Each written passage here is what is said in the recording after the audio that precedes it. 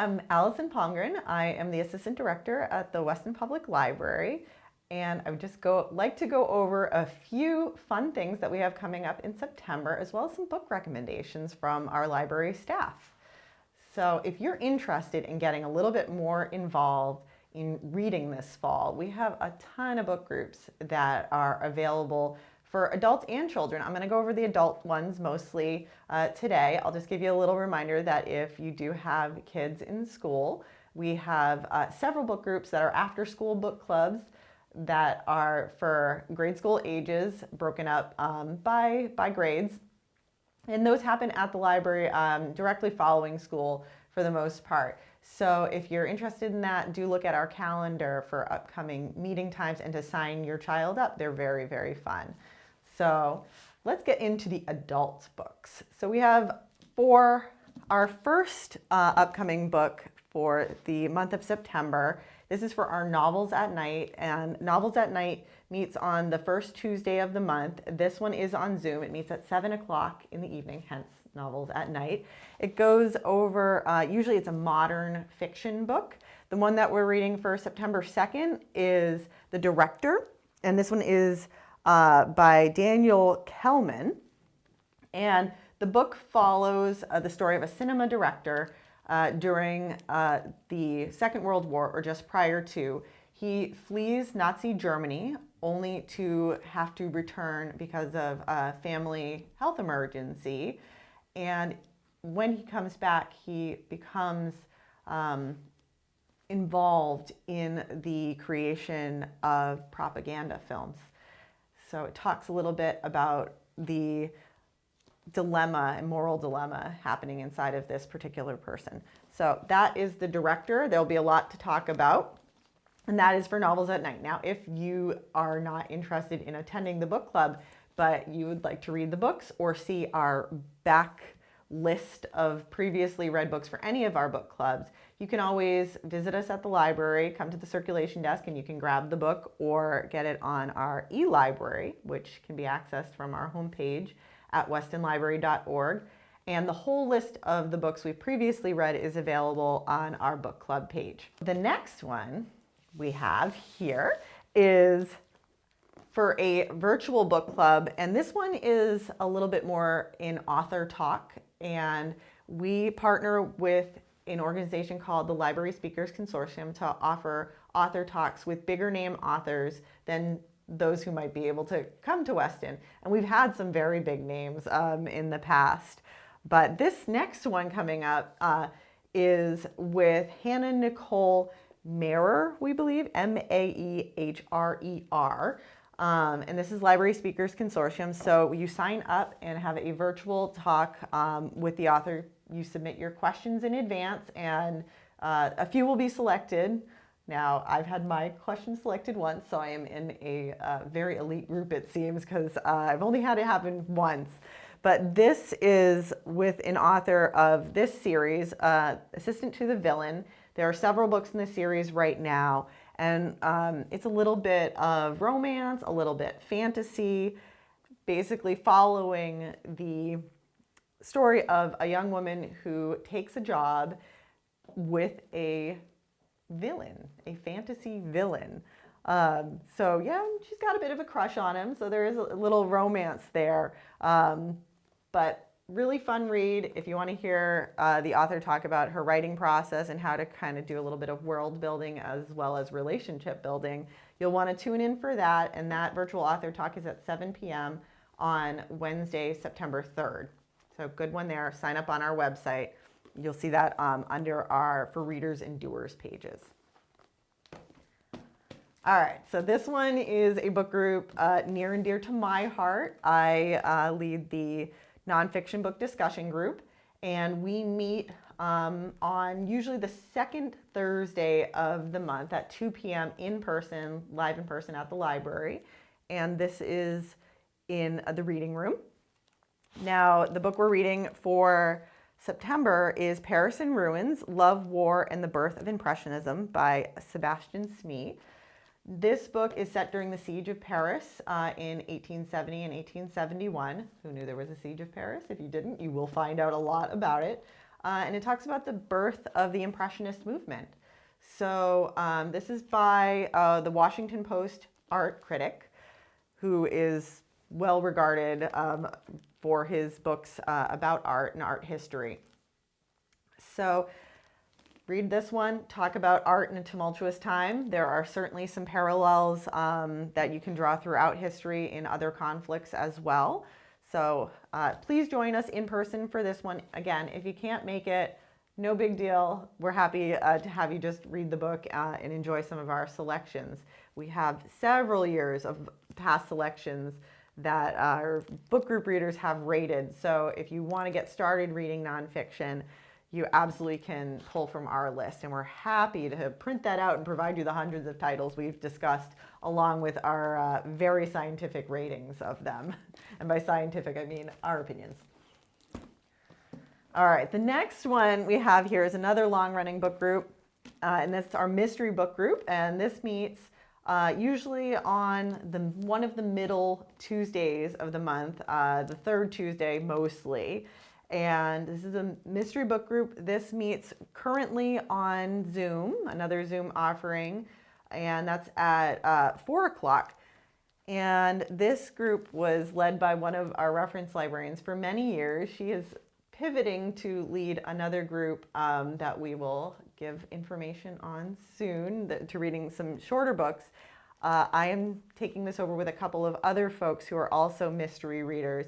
And this mystery group reads across the spectrum of mysteries, from traditional police procedurals to other kinds of whodunits, to some more niche ones.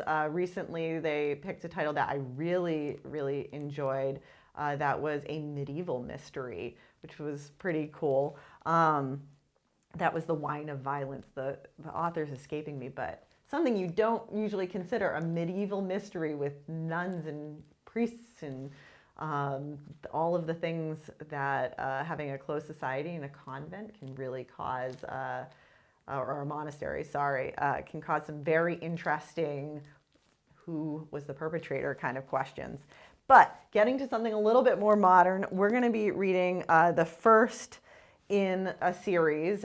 This does operate nicely as a standalone. This is in the Walt Longmire series. Folks may have seen the Walt Longmire TV show, and if you have, it is a bit of a Western, and it follows the investigation of the murder of a young man who had previously been convicted of assaulting a Native American girl. So it's wondering, is this retribution? Is this something unrelated?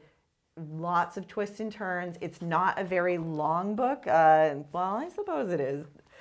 354 at the page count, but it goes very, very quickly, and it introduces you to a figure who has become beloved in this Western mystery genre. If you don't dig Westerns, it's not very Western-y, and it is definitely something that we're happy to have people skip a month and come other months. It's not something you have to attend every single time, and that's the case for all of our book groups and author talks. Next one is another one near and dear to my heart. This is the More Than Chicklit book group. We started off as romance, and then we realized that we wanted to read something that may have romance, but might also just focus on relationships and women's experiences. So we do read memoir now and again. And this one I would not call pure romance, and I would not call just chick lit. But this one is by Sally Rooney, and it's intermezzo. It follows two brothers and their relationship with each other, their romantic relationships, as they struggle to come to terms with their father's death. There is also an element of competitive chess, of all things. If you're looking for something a little more romancy that also involves competitive chess, there was a book called Checkmate that I can definitely recommend as another lighter feeling book. This one is a little bit deeper, especially in exploring the concept of grief and grieving. Great book, lot to discuss. And lastly, this one is not a book group book, but I pressed the library director, Jennifer Warner, for a recent recommendation of something that she could not put down. And she chose the names, and this one is Florence Knapp. I have also read this book, and it is unputdownable. It follows the story, or three storylines of what life would have been like for a particular young man and his family if he had been named three different things, essentially. It's really beautifully written. It does have some very serious themes, so trigger warning on this one. Domestic abuse is forefront in some of the storylines, all of the storylines in one way or another, but it does have, there's hope. So I would not say, without giving anything away, I wouldn't call this book a downer, even though it does have some very serious themes. So again, this is the names. This one, as you might notice, is a quick pick. So when you see these pink spine labels here that say quick pick, these are books that we have on display in our main rotunda area. You can't put these on hold. These are the pick up by luck copies. We make very, very popular books into quick picks and order extra copies. So we always try to have those super bestsellers available for you just as you come in.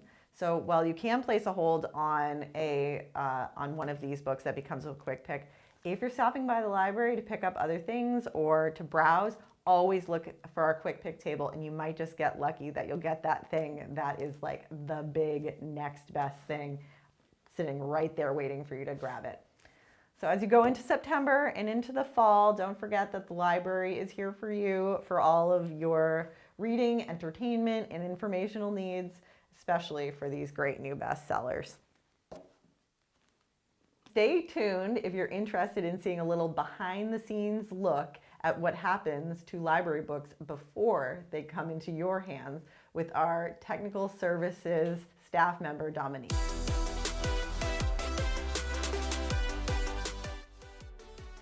Hi, my name is Dominique. I'm here at the Weston Public Library in our Technical Services Department. I'm one of two people who work in this department, and I'm going to give you a little behind the scenes of what we do here downstairs. So, all of the materials that come into the library are passed through this department. So things like books, DVDs, playaways, audiobooks, anything you can think of that's in the library, it comes through this department before it goes upstairs. And each thing that comes in has to go through processing. So for a book, for example, it needs a barcode, it needs a tag, it needs a stamp. I'm going to demonstrate for you how we process our materials. Some of the books that come in, we have outsourced our processing. So this is an example of a book that's already covered. It has a material called Capco on it. And for the instances that the book isn't Capcoed, we use a special book tape. Here's an example of a book that's already processed. It has a cover on it already, and here's a book that doesn't. I'm going to start off by our simple steps. Every book that comes in gets a barcode, and it goes in the top left-hand corner. And we try our best to not cover up any information that's important to the book. All of the barcodes get a barcode cover, a little nice tape to protect it. They each get a stamp. July, it's August, we got to change that over. So every book gets a stamp that says Weston Public Library on it, and they get an RFID tag. This is our security tag, so it makes things easy for self-checkout, and it also lets us know if a book isn't checked out when someone walks out of the door. Next is going to be our spine label. So this book's by Kristen Hanna, it's fiction. So we're going to put that right on the spine on the bottom there. And for certain books, we like to catalog them with whatever genre they are. So this is an example of a mystery sticker. Yeah, so that's basically everything that goes into processing the book. And the next step I'm going to show you is taping. So this is a paperback, And if we put this book on the shelf right now, it probably wouldn't last very long because it's getting passed through lots of people and it's going through book drops and sent to other libraries and things. And so this paper cover needs to be protected. And a way that we do that is using book tape. And so it looks kind of like packing tape, but it's actually made for books and it's very durable. So this is a machine that we use. It's a taping system applicator. And what I'm gonna do is pull this tape, makes kind of a loud sound. I'm gonna line it up with the edge of the book, gently press down that tape and cut. And so let's see. Now I'm gonna use my little squeegee to get rid of any bubbles and make sure that book is on there nice. I mean, not the book, the tape is on there nice so it won't peel up. And you can see a couple little bubbles in that situation. We have little pins that we can kind of pop them out, but it's no big deal. So I'm gonna fold that remaining tape over the edge of the book, just like that. And I'm going to repeat this process. So there's lots of different ways that you can cover a paperback book. I think I talked about it earlier, that material called Capco, which is this one right here. It's a thicker material. It's pretty time consuming to apply that. So the fastest way for us is to use this tape applicator. And there's also contact paper that you can use. It's basically like a full sheet of tape, but again, it's more time consuming, and so this is what works best for us at our library. But I'm sure if you go visit some other libraries, you might see books processed in different ways. So I'm just getting out all those bubbles, and now I'm going to do the spine. This is a nice way to preserve your books too, if you like to lend them to friends or family. Can tape them up and they'll last a lot longer this way. So we use a library store called Demco, and anybody can go on to Demco to purchase these materials. You can even get one of these tape applicators. And so there we go. There's a taped up book. It's nice and sturdy, and we can use, disinfecting wipes to clean them that way, which is really great. Next, I'm going to demonstrate covering a hardcover book. So as you can see, this hardcover has a sleeve. We're going to be giving it a nice protective cover. In the technical services department, we process about 12,000 items a year. So anything that you see upstairs in the library that's new, it's come through our department down here. So as you can see, I'm putting the cover into the sleeve and I'm making sure that it's nice and lined up on the bottom. I'm going to smooth it out. And these covers have these nice edges here so we can fold nice and easy. This goes over the top. I'm going to use my handy dandy tool again. Flatten that out. This is a little sticky adhesive. I'm going to put that down. Scotch tape, just to make sure the cover is nice and secure. And this goes on top. So we're going to wrap the book again, kind of like wrapping a present. So there we go. And next is filament tape. This tape is nice and strong. It has fibers in it. So the way that I do this is, it's kind of hard to demonstrate, but it goes on the inside of the sleeve, and then I fold it over and underneath the cover there. So we do that 4 times. And that's what's going to keep the cover from sliding around. So if you're looking for more content on how we process our materials, we're actually on TikTok. You can follow us at Weston_library.